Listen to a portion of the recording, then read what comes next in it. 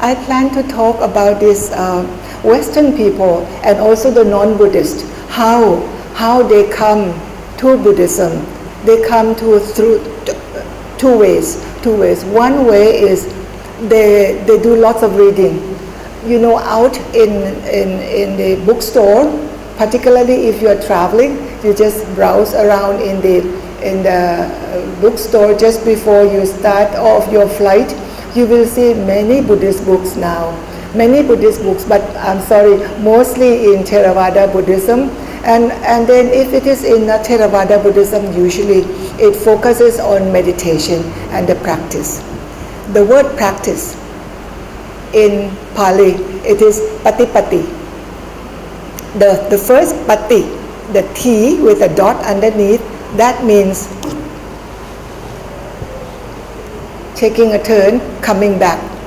So when we practice, it means that we take a turn, take a U-turn, coming back to ourselves, to look at ourselves.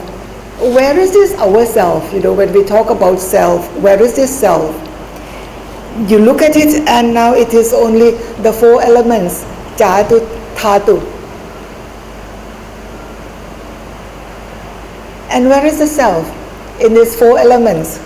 So when you analyze, one of the technique in Buddhism, we analyze. When we analyze and we see that in this Din Nam Lom Phai, Din is earth, Pathavi. Nam is water. Lom is air. What is the word air in Hindi? Hawa. Vayu. Vayu Thatu. Din Nam Lom Phai, fire, Agni. So in these four elements, where is the self? When we analyze like this, then we realize that which we call self is actually a diluted version of something that we would want to hold on to as permanent. But in these four elements, as we break down the four elements, we see that each one of them is dependent. Whatever is dependent has no real self, has no real savabhava, so to say. So I was talking about these two group of people coming to Buddhism. One is reading. When after they read, they realize that reading alone is not sufficient because Buddhism emphasizes very much on the practice. And then on another end, some other people come to Buddhism through meditation. Maybe they go to Goenka. Goenka is very popular and very, spread out throughout the world, at least in many countries. Even though in the meditation practice in Goenka, Goenka ji may not utter a word of Buddhism, but in his teaching, it is very much Buddhist teaching. But I think he was very wise, chalak. Chalak is negative, you use it in a negative way. He is wise, he is wise not to mention the word Buddhism, because once when you mention the word Buddhism, then it becomes only for the Buddhist, So he started the teaching very openly, and the practice that he introduced, everyone can practice. You don't have to be a Buddhist. You can be Muslim, you can be Christian, Catholic, whatever. That kind of meditation will be helping one towards the goal. But after practicing, then they realize also that it is not sufficient to practice only, because what Goenka ji was talking about is from the Buddhist text. So they start coming back to reading. So these two emerge. One starting from reading, one starting from the practice. Eventually they realize that reading also needs practice, meditation practice, and meditation practice also need reading from the text. So that's why we have these, the non-Buddhist or the new Buddhist. No, we call them the new Buddhist.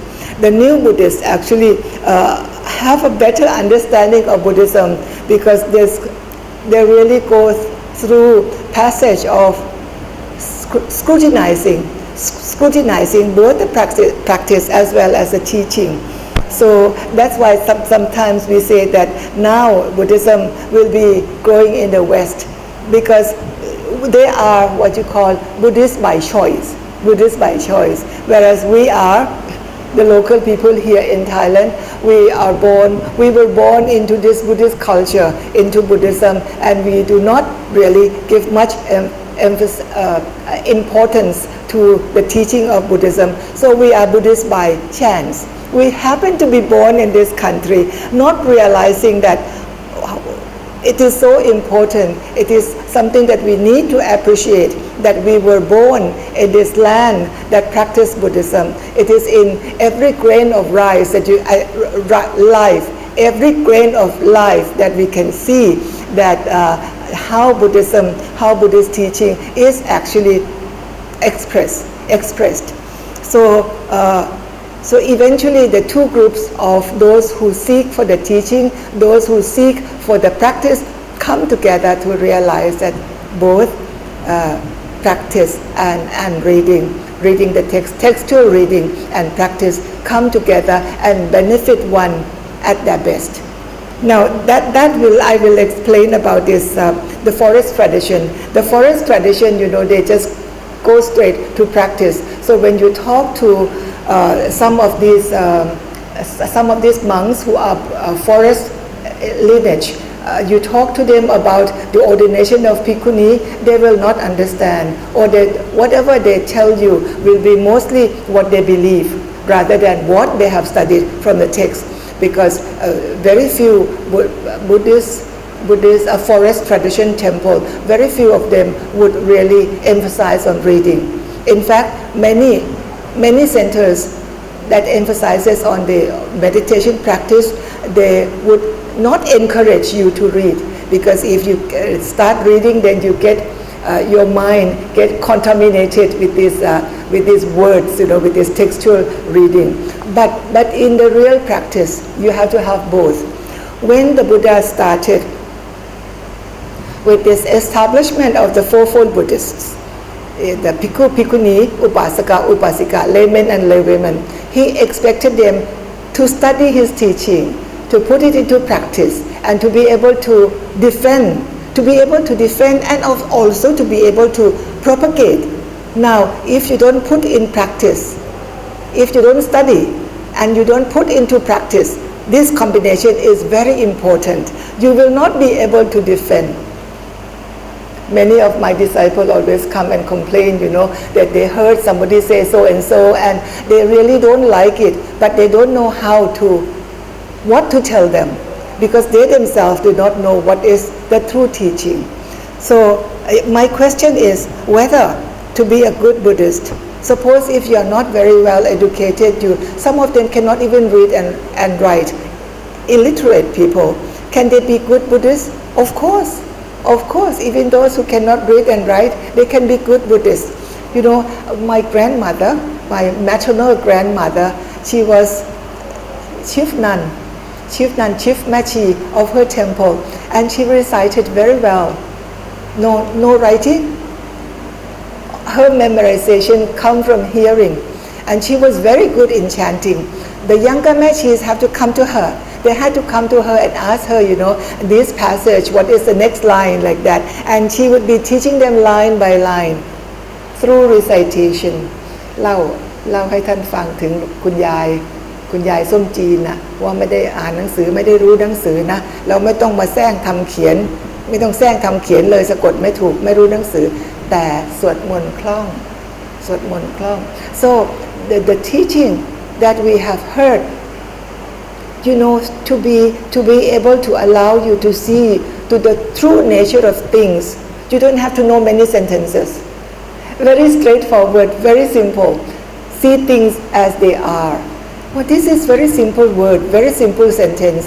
How come we don't see things as they are? We always see things through our eyes, through our liking and disliking, and we become unhappy because it does not match our liking. We become unhappy because we do not get what we want. So that's why there's so much dukkha, because we do not accept things as they are. We do not see things as they are. I look at this beautiful lotus, it looks so beautiful that it's actually unreal. I have to really feel the petal and to see that whether this one is real. It's so beautiful.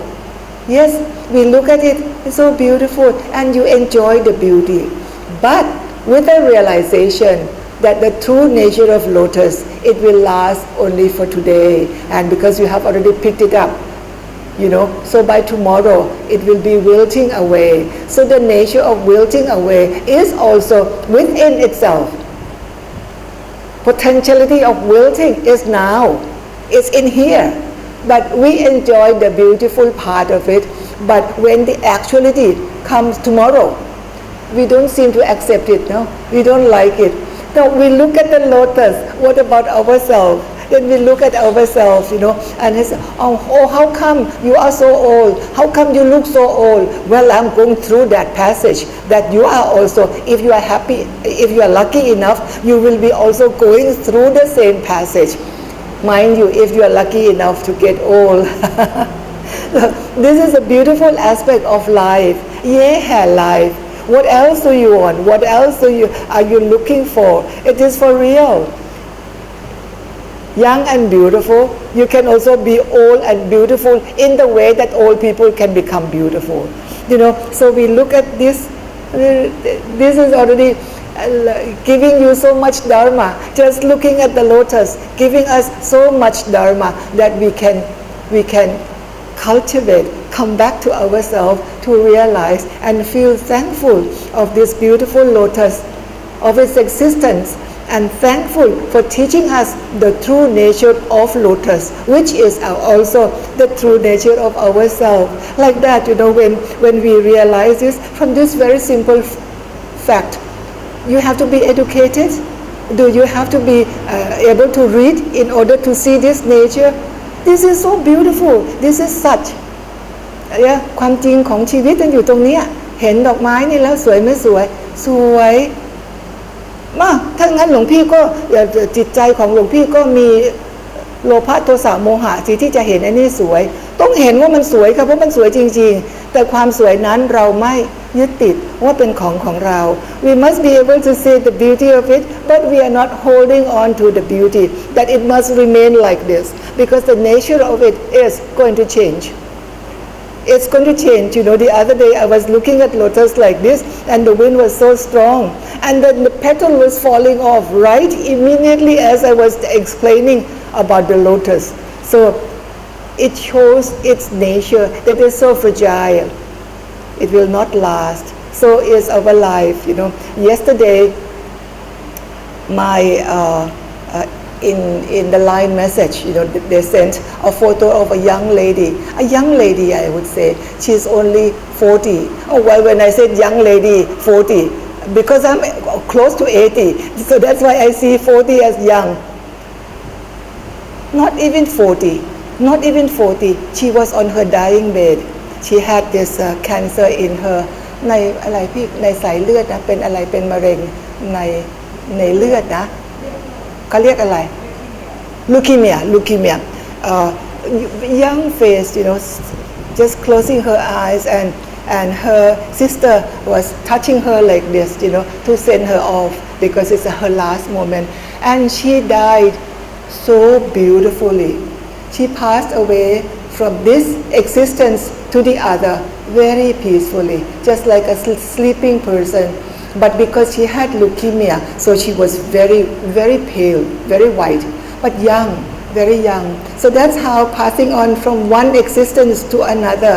You don't hold on to it. It comes as nature takes her away, just like that.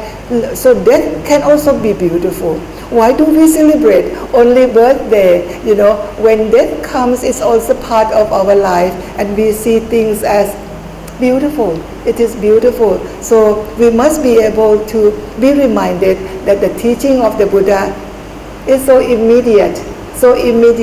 We have to go and look for death somewhere else, but death is right here with our nose. As you breathe in, that is life, and you breathe out, that is death. But this life and death, it's fooling you. It's fooling you because you see the continuation. You do not see that death. When you breathe out and there is no more breathing in, that is death. But as it is, as we are breathing in and we are breathing out, this is birth and death right away, immediately here. So I speak as though I know how to pass on to the other realm. I speak as though I know how to pass on to the other realm.